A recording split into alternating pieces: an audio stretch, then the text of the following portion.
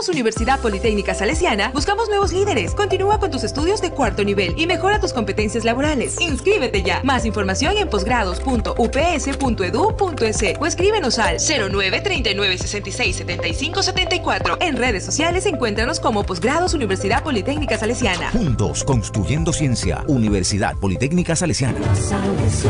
Una decisión con visión. Fin de espacio promocional y publicitario. Aportamos contexto a las noticias. Analizamos a fondo la realidad. Usted ve y escucha. La revista de Opinión Democracia. Periodismo de verdad.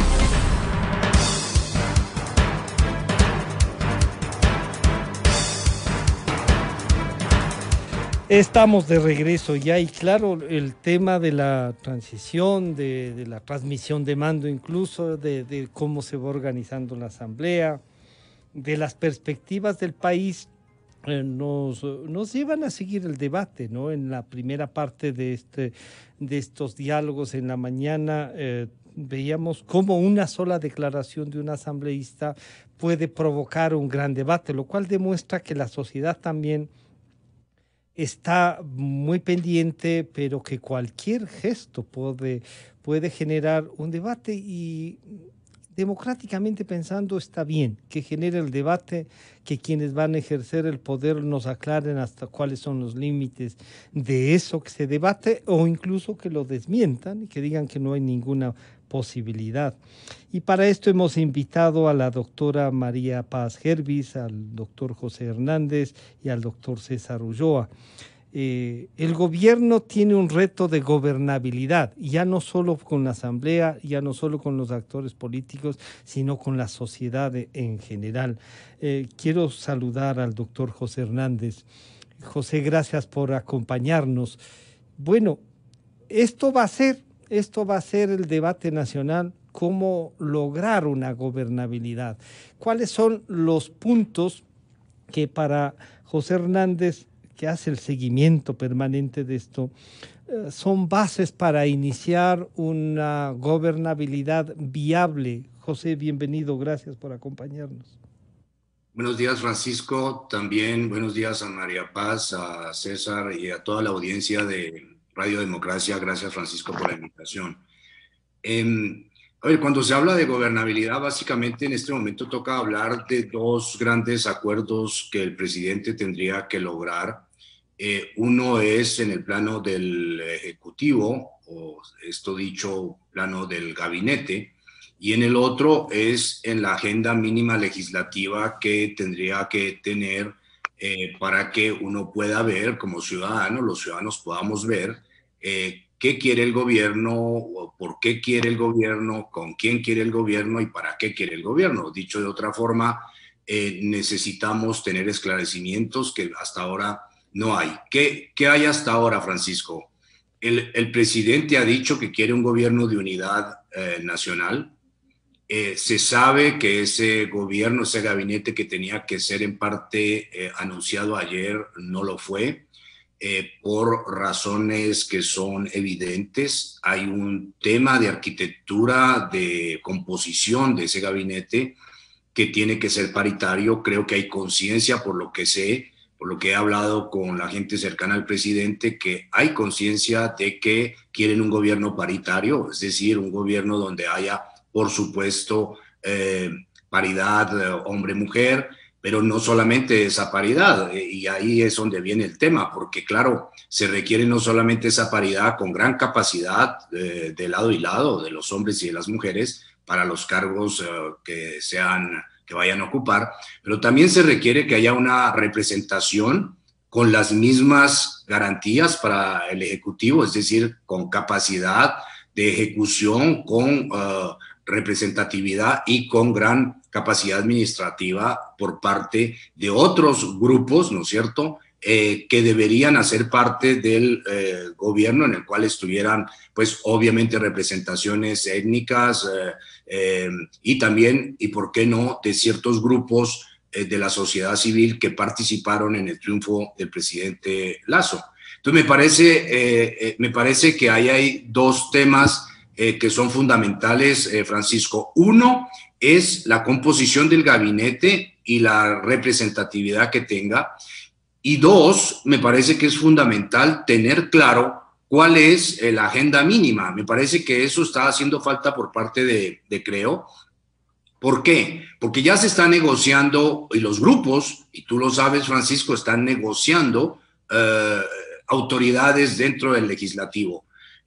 No solamente autoridades, presidencias, vicepresidencias, miembros del CAL y presidencias de las comisiones, sino que también esos grupos, al hacerlo, están pensando quizá ellos solamente en el tema de los cargos, pero en cambio el gobierno tiene que pensar esos cargos o esa composición de la Asamblea en términos políticos y en términos de agenda legislativa. Entonces me parece que sería grato que el país tuviera, ¿no es cierto?, por parte, aunque las líneas están marcadas, pero no me parece que sobraría, Francisco, que por parte del presidente de la República y su gobierno, que todavía está componiéndose, se dijera cuál es esa agenda mínima. Y esa agenda mínima, ya sabemos las grandes líneas. El presidente ha hablado de lucha contra el hambre, ha hablado del empleo, ha hablado de la protección de los más vulnerables, ha hablado del tema de las mujeres,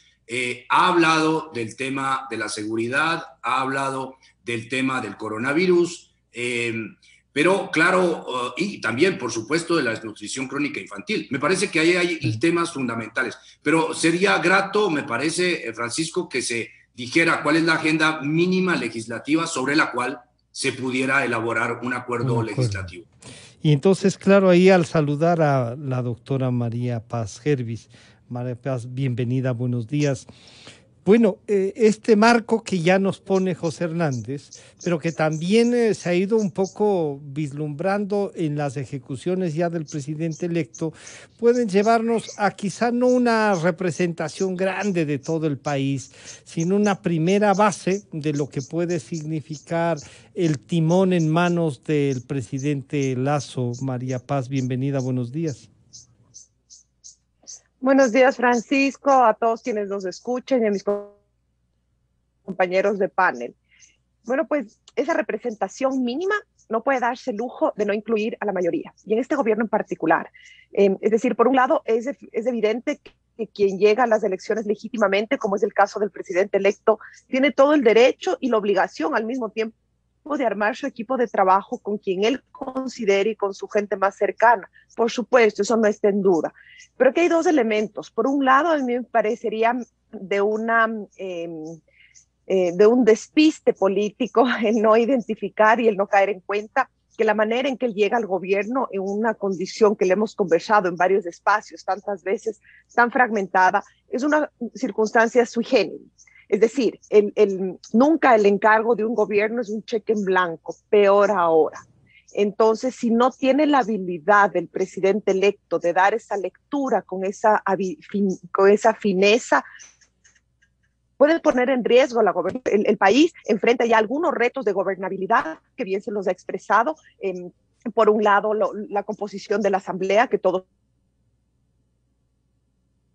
conocemos, por otro lado la crisis económica, el desafío en pandemia, y en tercer elemento la presencia todavía de la oposición en manos de lo que conocemos como el correísmo. O sea, es decir, él gana y hay una sensación de algarabía porque gana, pero gana con poco. O sea, gana con poco. Lo que pasa es que nos sorprende porque esperábamos que sea menor aún ese triunfo, pero tenemos que reconocer que todavía hay mucha fragmentación. Entonces, los apoyos que el presidente electo logra reunir para llegar a la presidencia son unos apoyos que le ponen unas exigencias mínimas. Entonces, si bien es cierto que tenemos que tener un poco de paciencia, que hay que darle chance, pero aquí no se trata de ser buenas gentes y de todos presumir lo mejor y sentarnos en buena onda a esperar.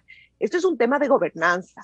Y aquí él se debe a la ciudadanía. Y en política los símbolos son importantes. En política cada paso manda un mensaje. Entonces a mí me sorprende un poco porque cuando empezamos a cuestionar desde la ciudadanía ya los primeros pasos en falso que vemos del presidente, tienes una corriente de gente, pero ¿por qué son tan amargados? Pero esperen un poco, pero veamos que le vaya bien. No, es que yo no tengo por qué sentarme a esperar, yo soy ciudadana. Y los ciudadanos y ciudadanos exigimos, y esa es una ciudadanía responsable. Y aquí no se trata de ser buena gente y de darle el chance, no, se trata de que el presidente de la República, confiamos en que es así, pero cada paso que dé, demuestre que entiende la responsabilidad de su cargo, y eso no es un cheque en blanco, hay unos condicionamientos, y él llegó con un apoyo popular que reunió a varios sectores, y eso se tiene que ver, esa lectura con esa fineza en cada paso que da desde ahorita que está sometido al escrutinio público. Claro, entonces, al saludar al doctor César Ulloa, César, bienvenido, buenos días. Este trabajo de orfebrería que propone María Paz Gervis y la realidad esta contundente que nos dice José Hernández, pasa también por una visión y una lectura de gobernabilidad y gobernanza que toma decisiones, quién ejerce y a quienes, sin darle, como ha dicho María Paz, un cheque en blanco, a quienes le hemos dado entonces la dirección del país y que también podrá tomar decisiones que no terminen gustando a algunos de los que han votado por él, porque tiene una agenda, porque propuso un proyecto, y sí, no es de buenas gentes, la democracia es esta que estamos intentando construir, que esté viva. Bienvenido nuevamente, César.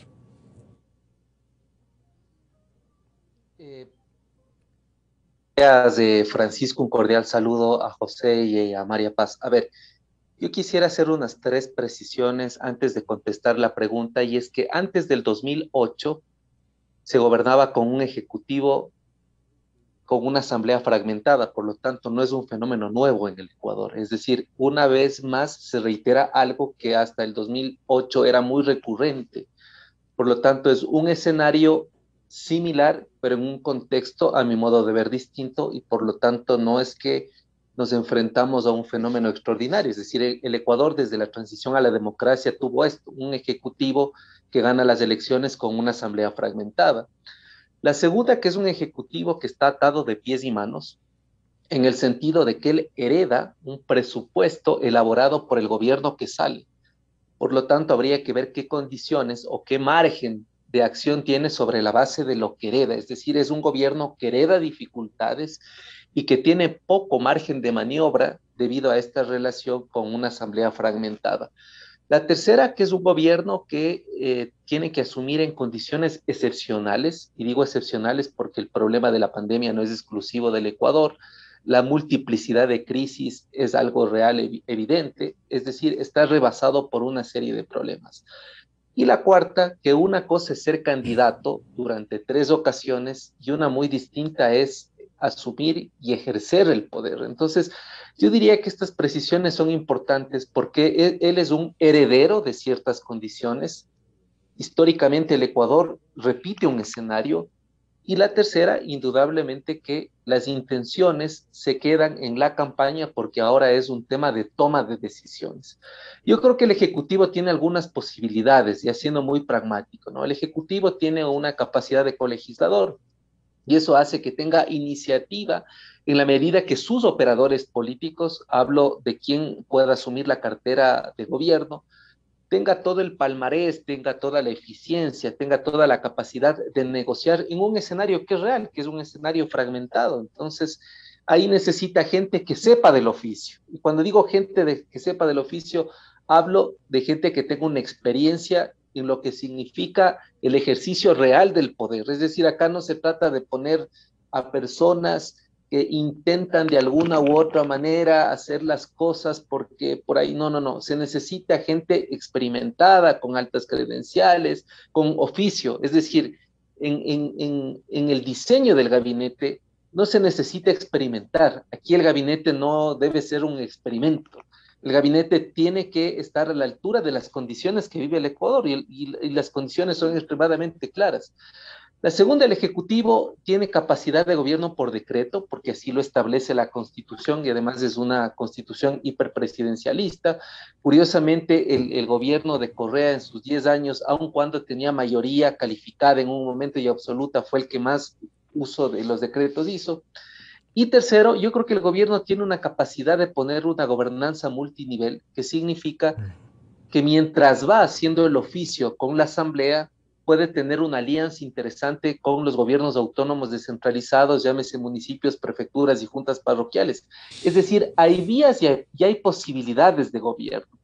Y la otra que a mí me parece interesante es que el gobierno no tiene que dar no tiene que darle espalda a la ciudadanía, porque hay varios sectores que desde hace varios años vienen proponiendo agendas en distintos temas, como el Pacto Social por la Vida y el Ecuador, que le han entregado al Ejecutivo, al presidente electo, una serie de fórmulas de un país viable a mediano y largo plazo. Por lo tanto, hay caminos, y yo lo que sí quiero recalcar es que esta conformación del gabinete no debe ser una conformación de ángeles ni arcángeles. La conformación del gabinete tiene que ser de gente experimentada, de gente que sepa del oficio, de gente que sepa sobre administración pública, de gente que sabe lo que es el ejercicio del poder. Yo sé que es importante que exista paridad, que exista equidad territorial, que exista un equilibrio intergeneracional, que todo eso, que todas las variables, podemos poner 10.000 variables para el gabinete, pero lo que sí va a servir para el señor Lasso cuando gobierne es gente que sepa hacer lo que hay que hacer. Y cuando digo que sepa lo que hay que hacer, no me refiero a la mañosería, a los acuerdos de medianoche, al hombre del maletín, no. Lo que me refiero es a gente que sepa asumir la cartera de un Estado. Y finalmente, yo creo que uno de los errores que en el Ecuador se comete de manera recurrente es que no les exigimos como debería exigirse a los candidatos que desde el inicio digan cuál es su equipo de trabajo. O tal vez si lo hacemos, no lo hacemos con la contundencia que eso merecería. Porque además hay un tema, Lasso no es Lasso solo por Creo y por el Partido Social Cristiano, ojo, porque el social cristianismo no es que le aportó mucho a la campaña en votos, y eso es evidente. Entonces, Lasso es Lasso por el apoyo que distintos sectores, sin entrar en una lógica de asistencia y de clientela, le apoyaron además por salir del correísmo. Sí, sí. Entonces, la gente ya no tiene solo expectativas.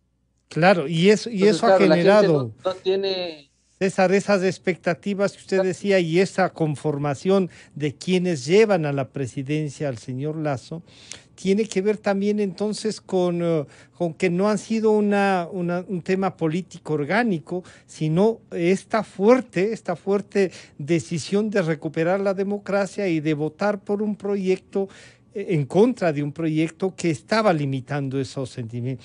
Hemos visto la reacción de varios sectores, el solo mencionar que hay un diálogo que podría transar con quienes han gobernado estos 14 años.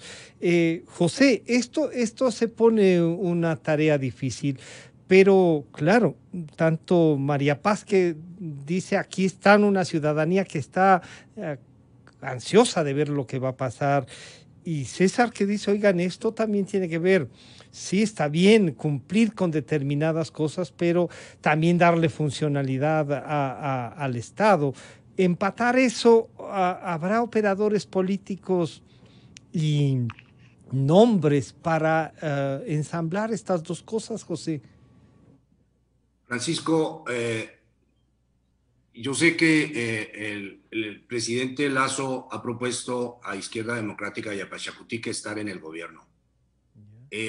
La pregunta ahí es, si no hay respuesta, y eso no lo sabremos hasta que el presidente presente el gabinete al país, la pregunta ahí es sobre quién vamos a poner la presión. Porque, a ver, en esto es como para casarse, supongo yo, se necesitan dos, ¿no?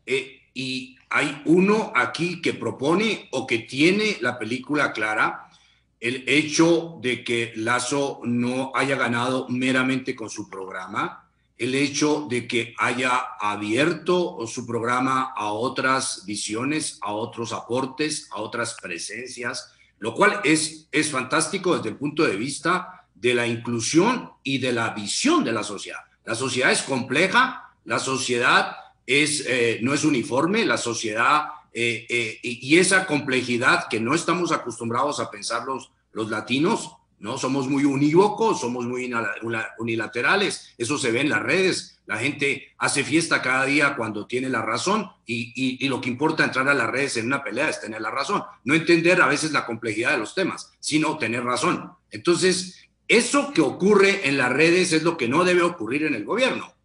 Es decir, entender la complejidad del país, tratar de llevar esa complejidad al gobierno y tratar de resolver esa complejidad en la mesa de debates del gabinete del gobierno. Y eso sería fantástico para la democracia.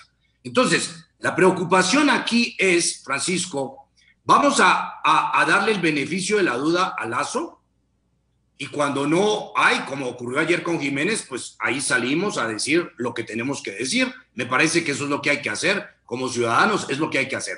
Pero me preocupa y si vamos a darle el beneficio de la duda hasta que presente el gabinete, hasta que presente cómo va a trabajar en la asamblea, es decir, hay que darle el beneficio de la duda un tiempo. Hay que dejarle actuar. No quiere con las alertas, pero haciéndole un beneficio. Esos son los 100 días que se suponía debía darle cualquier país a cualquier presidente. No quiere decir cerrar los ojos, no quiere decirse ir a dormirse, no quiere decir irse de vacaciones, no quiere decir activar las alertas, no quiere decir eso.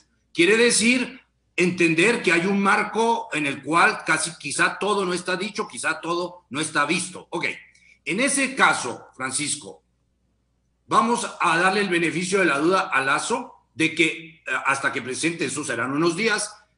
La pregunta es, si Lasso no logra cuajar un gabinete no por voluntad, sino porque los otros no responden, la pregunta aquí es qué vamos a hacer como ciudadanía.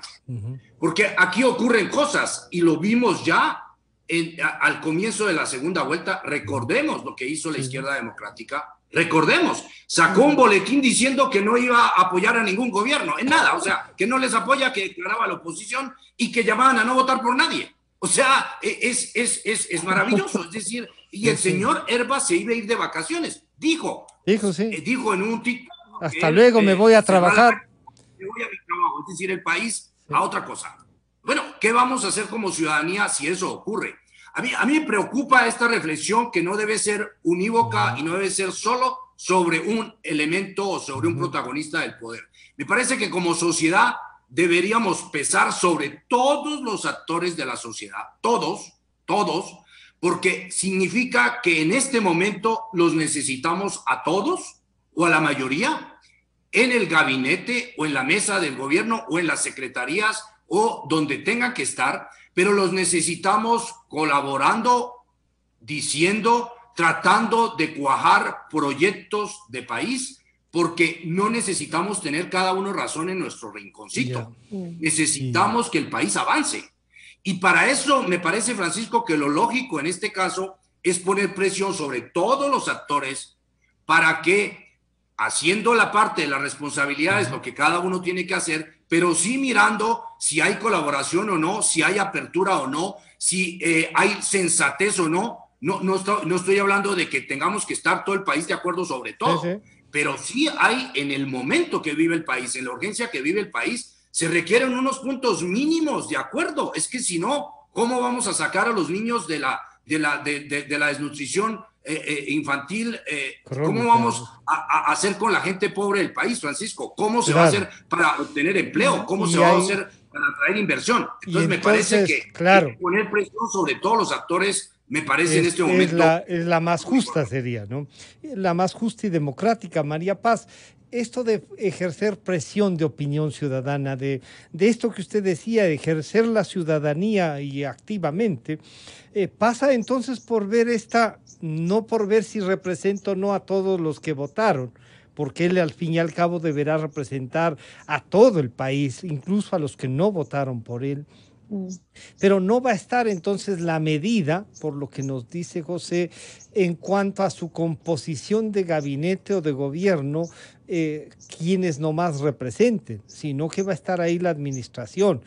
Y como ha dicho José, o sea, las responsabilidades políticas que ya se vieron que podían ser presionadas desde la ciudadanía, como nos ha recordado, en la segunda vuelta, podría pasar también en estos momentos, ¿no?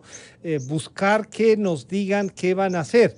Y si es que no se da, tendremos entonces que ver qué hace en el proyecto político, María Paz, el señor presidente electo, ¿no? Bueno, a mí me parece interesante las cosas que han aportado argumentos tanto de José como de César, y voy a intentar referirme a eso. Efectivamente, todos asumimos una responsabilidad, o sea, quienes no somos parte del gobierno no implica que no somos responsables del devenir público. Por ejemplo, quienes estamos en un lugar tan privilegiado como la generación de opinión pública, definitivamente, Algo... ¿Se congeló la imagen? Sí. Ya estamos. Perdón, decía que efectivamente parecería que la responsabilidad del país recae solo en el gobierno de turno, ¿no es cierto? Y yo creo que en distintos espacios he insistido que no, que somos todos, y eso es un poco lo que dice José, y damos cuentas a todos, o sea, aquí, y recuerdo haber sido muy crítica también con aquellos candidatos que una vez que no ganaron, bueno, ahí queda todo, ¿no? Aquí tenemos que como sociedad exigir a nuestros líderes, y también quienes estamos en estos lugares privilegiados jugamos un rol fundamental. Pero en esa misma línea, creo que es importante recordar que la democracia, que es toda una oportunidad para el país y ciertamente con algunos aspectos novedosos, es discrepar, y tampoco tenemos que tener miedo a esto, es que no vamos a estar de acuerdo. Es imposible que este y que ningún otro gobierno nos tenga satisfechos ni conformes a todos. Preparémonos para eso, vamos a estar en contra, pues. Habrá muchos que no nos sintamos o no se sientan representados, y habrá otros que sí se sientan representados cuando no votaron ni siquiera por el señor Lasso. Entonces yo creo que eso es parte del juego de la democracia, que es sano y que todavía sigue siendo novedoso para el Ecuador.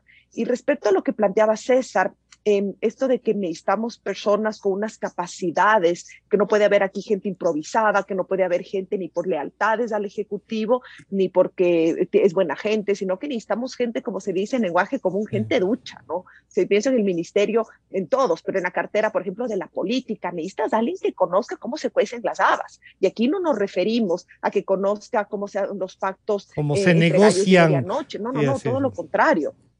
No, que sepa también de eso para que no caiga. Que sepa también de eso, pero que no caiga en eso. Que me llama la atención de manera potente, y es el hecho de que cuando desde ciertos sectores se exige presencia, por ejemplo, de paridad de género, ya que es algo que ya ha hecho ruido en los últimos días, aun cuando no existe el gabinete. Dicen, ¿por qué protestan si todavía no hay el gabinete? Lo que pasa es que las imágenes son potentes, y cuando llega un gobierno... No es por si acaso, no creo que están así. Yo creo que es cuando llega un gobierno que ha dado algunas luces, un ejecutivo que viene desde hace 15 años haciendo campaña y que ya ha dado luces o ha dado la sospecha de que no incorpora mujeres en su equipo más cercano. Las son potentes. Yo creo, me parecería mínimamente astuto dar mensajes positivos. Y entonces a mí algo que me preocupa un poco es que cuando se hacen estas reivindicaciones sale la discusión de la calidad. Y la discusión de la calidad es urgente en la política ecuatoriana. Pero lo que no entiendo es por qué cuando se exige representación de género recordamos que se necesita la gente preparada. Es decir, eso es un requisito sine qua non.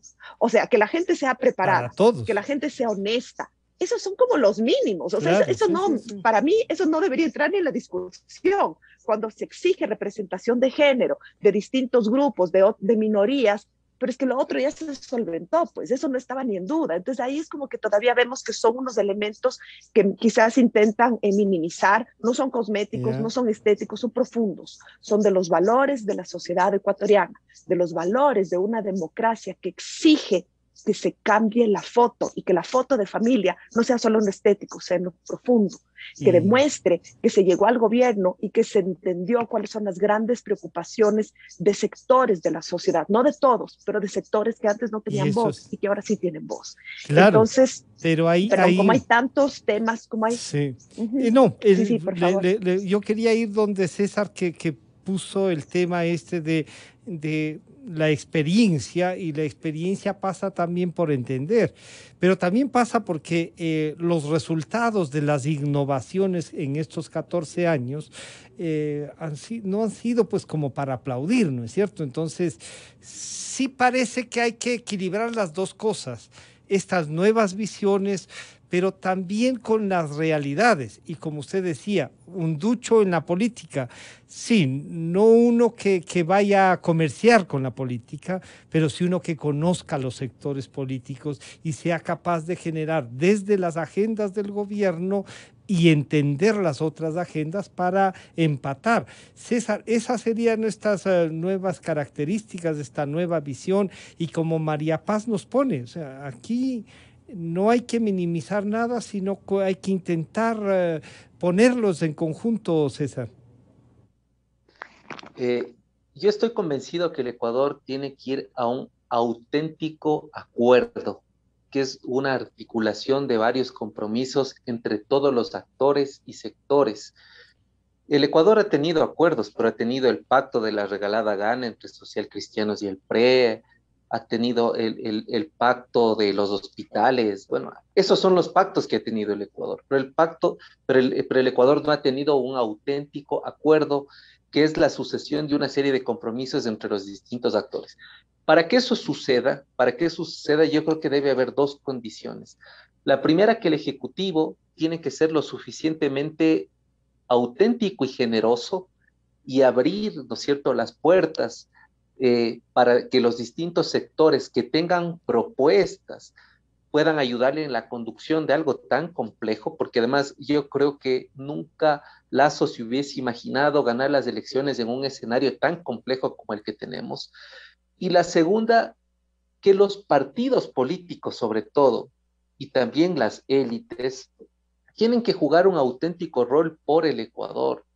A mí siempre me espeluzna, César, me genera ruido. César, perdón la interrupción. Habíamos acordado con José, porque él tiene un diálogo personal desde la oficina, y yo quisiera que antes de concluir lo que usted nos está diciendo, pudiese dejarnos un mensaje final, José. Muchas gracias, Francisco. Me excuso con María Paz, con César, con toda la audiencia, contigo, Francisco. Sí tengo que retirarme, lo lamento muchísimo.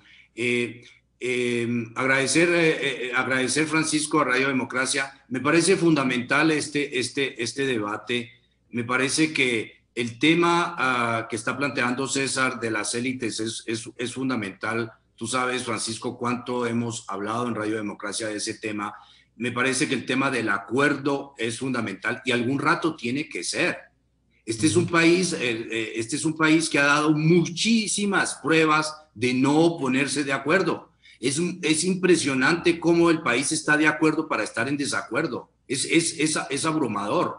Y a mí eso me lastima muchísimo, porque ¿cómo perdemos de energía en el país? ¿Cómo perdemos de energía para tener razón cada cual en su rinconcito? Eso es impresionante. Con una sociedad donde hay 3 trabajadores solamente sobre 10 o 3 personas que tienen empleo formal.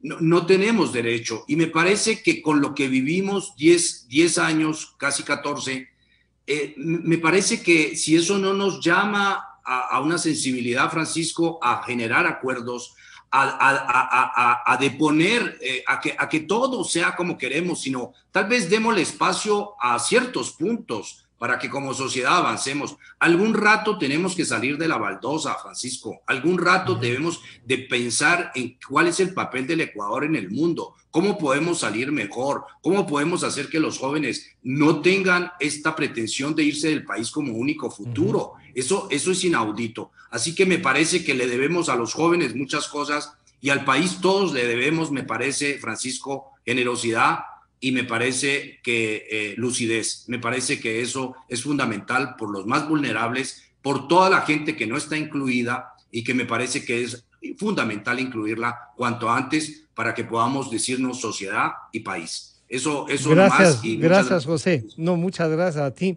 Y perdón, César, por la interrupción, pero habíamos acordado en realidad con José el tema. Y ahí deja, y justo coincide con algo que usted nos estaba diciendo, César, que es esto de un gran acuerdo nacional que incluya estos temas y que le dé viabilidad. Y entonces usted encontraba en esto de la generosidad, que también dice, pero la generosidad, César, será el renunciar a algo. Esa es una forma de generosidad. Indudablemente, ningún acuerdo, llámese los pactos en plural de la Moncloa, lo que sucedió la concertación en Chile, el pacto de la Casa de Olivos en Argentina, y así podríamos mencionar una serie de acuerdos históricos, es una suerte de renunciamiento de las partes. Esto no es un juego de suma cero donde uno gana y otro tiene que perder. Creo que el país ha llegado a un punto donde ya no resistimos más, y cuando digo ya no resistimos más, hablo que 4 de cada 10 viven con menos de $2 al día. Cuando hablo que ya no resistimos más, hablo que apenas 4 de cada 10 niños pueden conectarse a Internet.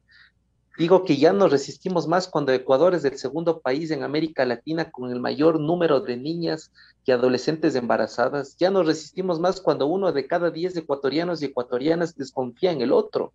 Entonces, ese ya no resistir llama a la responsabilidad de los partidos políticos que tienen representación en la asamblea, en los gobiernos autónomos descentralizados y que tienen un margen de maniobra, un margen de representación. El llamado de atención es que a nosotros no nos interesa, a nosotros ya no nos interesa este juego de cargos, de disputa de poder, de que están disputándose por el flash, por la opinión pública, y también es un llamado a las élites, Francisco, que han sido irresponsables, que han sido indiferentes, que han sido totalmente corrosivas para el país, porque son las élites que ponían plata para las dos campañas y ponían plata para todas las candidaturas, es decir, indistintamente de quién ganaba, las élites se han beneficiado, y eso hay libros y hay estudios y eso se puede comprobar fácilmente. Entonces no necesitamos élites carroñeras, necesitamos élites con un proyecto de país, y cuando me refiero a las élites, me refiero no solo al sector económico, me refiero a las élites de la cultura, de la academia, donde cada cual vive en sus 2 metros cuadrados, además con un tema que es complejo, y lo voy a decir, con el riesgo de que ya no me salude un montón de gente, pero son élites con egos sobredimensionados y tontos, gente que se cree lo que no es. Entonces yo creo que aquí en el Ecuador hay que llamar fuertemente la atención a élites irresponsables que han hecho del Ecuador un botín, y también, ¿no es cierto?, a los partidos políticos que no son partidos. Hasta ahora no hay partidos. Entonces, yo creo que la generosidad tiene que venir del Ejecutivo, abrir las puertas para que la ciudadanía, las organizaciones de la sociedad civil, los gremios, los sectores, vayamos con propuestas, porque tampoco es cuestión solo de quejas, sino con propuestas, y creo que hay varias iniciativas al respecto. Y la otra es que los partidos hagan lo suyo y las élites, si quieren seguir, entre comillas, llamándose élites, preséntenos un proyecto de país. Yo no conozco un grupo de élite en el Ecuador que tenga un proyecto de país. Son proyectos de chequera. No son otra cosa, Francisco. Sí. No, y es tan duro como usted lo ha dicho, pero esa es una realidad. Al conversar con alguna gente, al decir, oigan, ustedes son las élites, ¿qué país quieren? Y en la campaña electoral habían sectores que decían, ¿cómo podremos llegar si gana Arauz? Porque con Lazo ya sabemos cómo podemos llegar, cómo llegamos acá para ver qué pasa. Y claro, ese es un cálculo que pasaba por no ver el país. ¿Cómo hacemos país? ¿Qué modelo es el que nos garantiza la democracia? Y sí, no solo que las élites que pasan por los dirigentes sindicales, por los gremiales, por la gente que hace opinión, por la academia, no han sido pues lo suficientemente comprometidos, como dice César.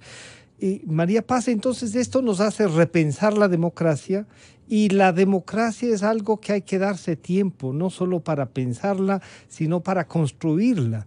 Y eso tienen que ayudar la academia y las élites en general, no solo las élites económicas, que muchas han usufructuado, como dice César, de quien llegue, ¿no? No les importa quién llega. Sí, completamente de acuerdo con lo que plantea con tanta lucidez César, ¿no? Es decir, y es asumir esa responsabilidad. Entonces aquí para concluir este espacio quiero cerrar diciendo 2 cosas. La primera es que, claro, por ejemplo, nosotros desde la Universidad Internacional SEC ya estamos sentados trabajando en una propuesta para el gobierno nacional sobre la reforma de educación superior. No somos la universidad más grande del país, En términos de número, más bien somos una universidad de corte pequeño, somos una universidad privada, pero asumimos nuestro rol y nuestra responsabilidad.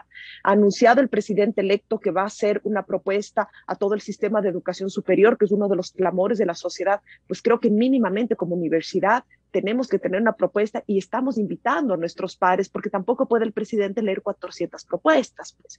Entonces, esa es una responsabilidad que tenemos nosotros como universidad, como academia, el decir nos sentamos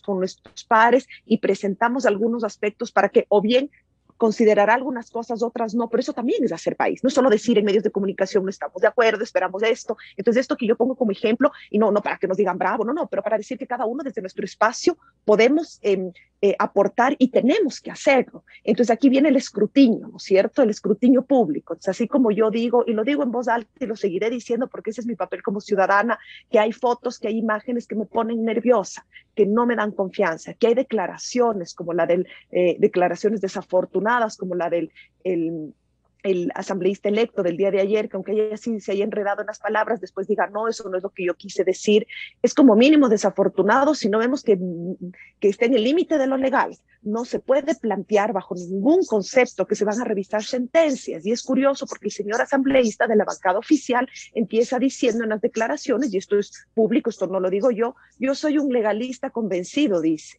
Y como legalista convencido anuncia que se revisarán sentencias. Las sentencias no se revisan jamás desde el Ejecutivo ni desde el Legislativo. Entonces, aquí, si bien es parte de asumir la responsabilidad, es cuestionar también. No me voy a sentar a esperar a que todo sea un desastre, es decir, ratito, estamos aquí vigilantes, pero también aportamos en propuestas.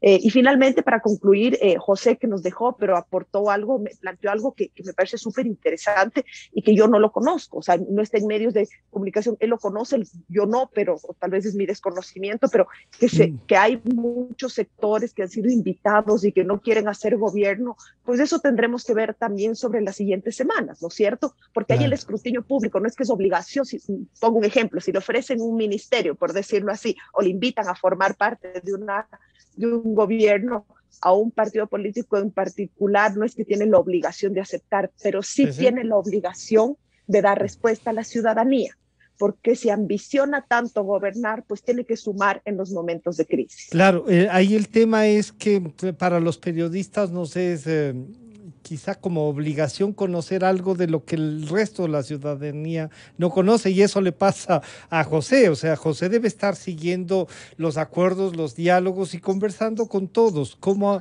nos toca, como nos toca a los periodistas. Pero creo que lo importante ahí es, como él dice, ejercer presión para que asuman responsabilidades.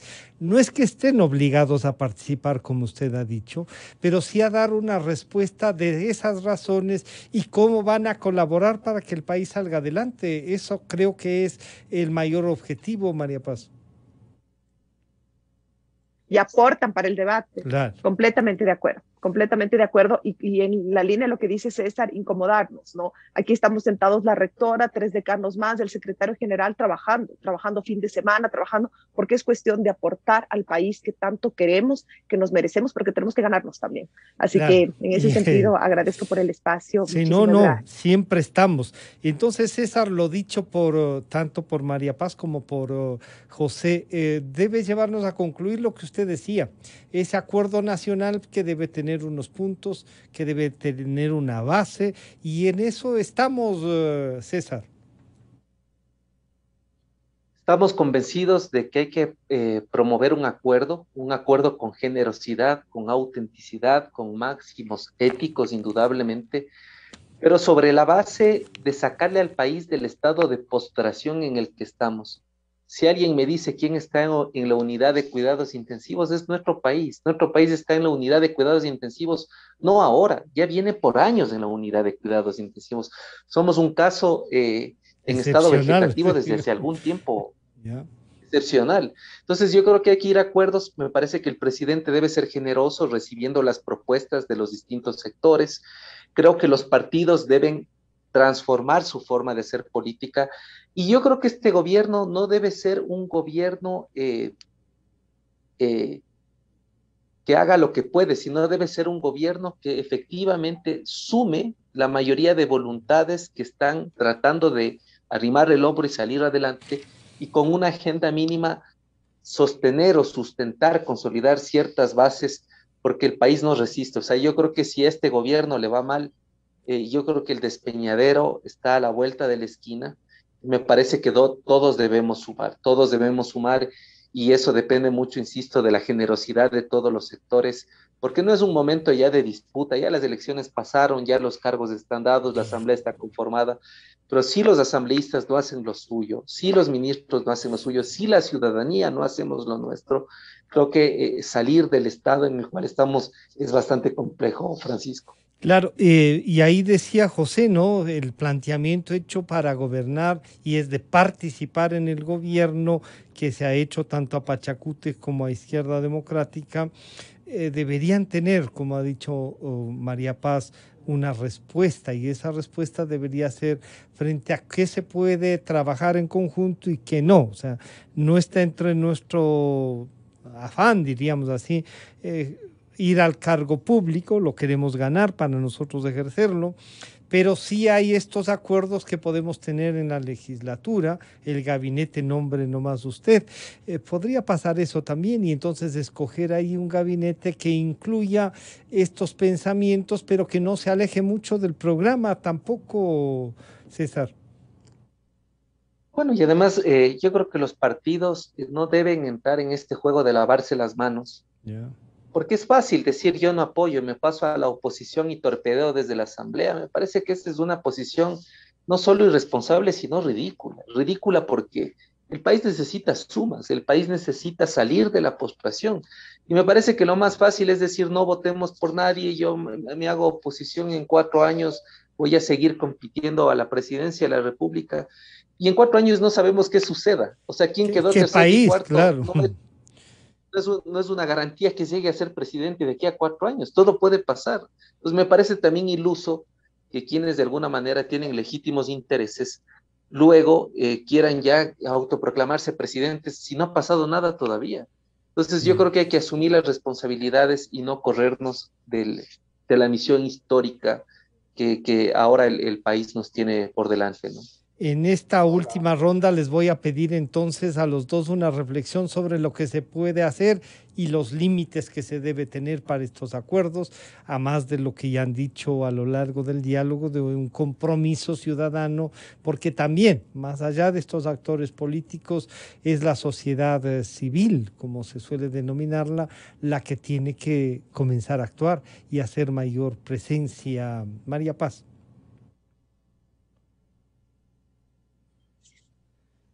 Bueno, pues yo creo que los mínimos es la ética, ¿no? Eso es lo mínimo que se espera. Después de cualquier error, que va a haber errores porque es humano, y tenemos quizás en el sentido de responsabilidad tener unos niveles de aceptación a que tenemos mucha ansiedad por un gobierno efectivo y por democracia, pero no podemos pensar que nadie llega con una varita mágica, ¿no es cierto? Pero el límite, lo que no es transable, es la ética.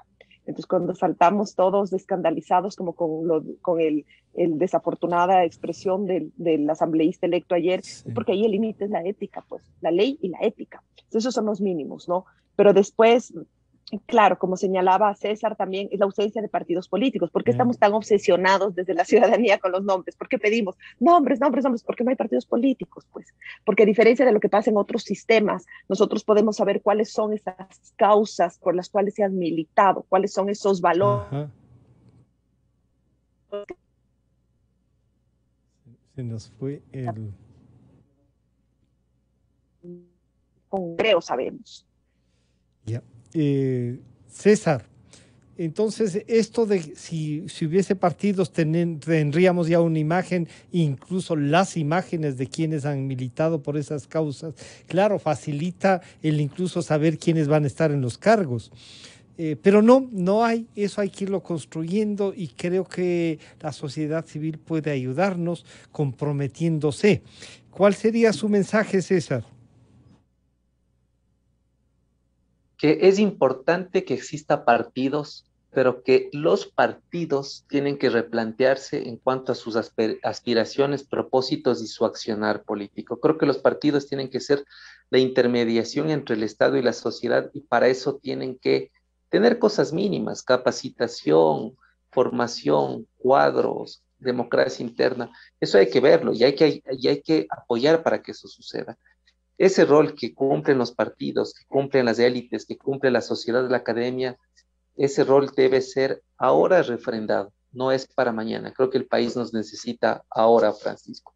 Muchísimas gracias por la invitación. Y gracias Francisco, a ustedes, siempre comprometerles a ustedes a seguir con este trabajo que también es el de la opinión, como dice María Paz. Este es un servicio que le hacen a la ciudadanía. Estamos terminando ya con este diálogo. Muchas gracias a María Paz Gervis, a José Hernández y a César Ulloa por haber compartido este diálogo y esta visión. Antes de cerrar el trabajo de esta mañana, queremos dar el pésame a familia de amigos, como falleció Marco Landázuri Romo, recordado dirigente de la Izquierda Democrática. Su esposa Ruth Álvarez había fallecido unos días antes. Nuestra condolencia como medio, en especial de Gonzalo Rosero, a su hijo, a Marco Landázuri. Recordamos con afecto esta militancia y esta apuesta por la democracia que el fallecido Marco Landázuri Romo siempre hizo para el país en los temas del gobierno seccional, en la legislatura, en fin, en el quehacer diario de la vida política del Ecuador. Con esto estamos terminando y nos encontramos el día de mañana.